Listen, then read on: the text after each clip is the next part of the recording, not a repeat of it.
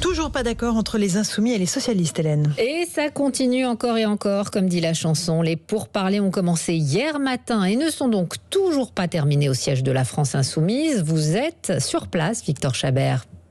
Oui, les discussions s'éternisent même entre les socialistes et les insoumis et ça coince notamment sur la répartition des circonscriptions. Le PS en demande entre 60 et 70, dont une trentaine de gagnables, entre autres dans le Nord, l'Occitanie ou à Paris, les fiefs de Martine Aubry, Carole Delga ou Anne Hidalgo.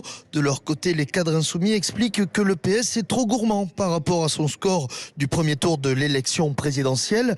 À l'inverse, vous le disiez dans les titres, un accord a été trouvé avec les communistes, validé très largement cet après-midi par le Conseil national du PCF, avec à la clé 50 circonscriptions, dont 16 gagnables. Manuel Bompard, le directeur de campagne de Jean-Luc Mélenchon, ne cache pas sa satisfaction. C'est une bonne nouvelle de plus avec le Parti communiste qui rejoint cette nouvelle union populaire, avec des discussions qui ont commencé il y a maintenant plusieurs semaines et qui se sont terminées ce matin. Et maintenant, j'espère que dans les prochaines heures, on pourra annoncer l'élargissement de cet accord pour faire en sorte de pouvoir partir tous ensemble dans la bataille des élections. Le suspense reste donc entier du côté du Parti socialiste, un suspense qui devrait cependant ne plus durer très longtemps. Plusieurs cadres insoumis ont mis la pression.